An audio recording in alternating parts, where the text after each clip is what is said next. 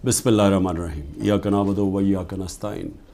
मेरे पाकिस्तानियों, जब तक ये पैगाम आप तक पहुँचेगा, मुझे ये अरेस्ट कर चुके होंगे और मैं जेल में होऊंगा, तो मेरी आपसे सिर्फ एक ही रिक्वेस्ट है, अपील है कि आपने घरों में चुप करके नहीं बैठना। मैं ये जो जदोजहद कर रहा हूँ, ये अपनी ज़ात के लिए नहीं कर रहा, ये अपनी कौम के लिए कर रहा हूँ, आपके लिए कर रहा हूँ, आपके बच्चों के मुस्तकबिल के लिए कर रहा हूँ। अगर आप अपने हुकूक के लिए नहीं खड़े होंगे, आप ग़ुलामों की ज़िंदगी गुजारेंगे, और ग़ुलामों की कोई ज़िंदगी नहीं होती।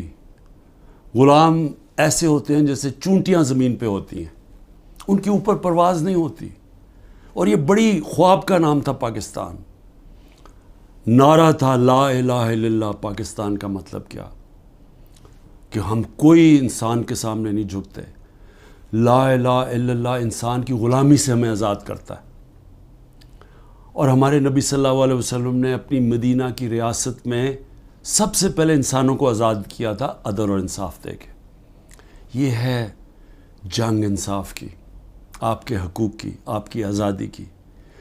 और कभी भी याद रखें, कोई आज़ादी प्लेट में रख के नहीं देता।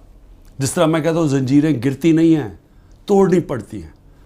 पुरअमन एहतजाज आपने करते रहना है जब तक कि आपको आपका हक नहीं मिलता।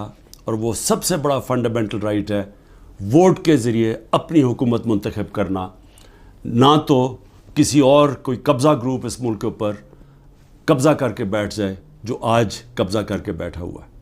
शुक्रिया।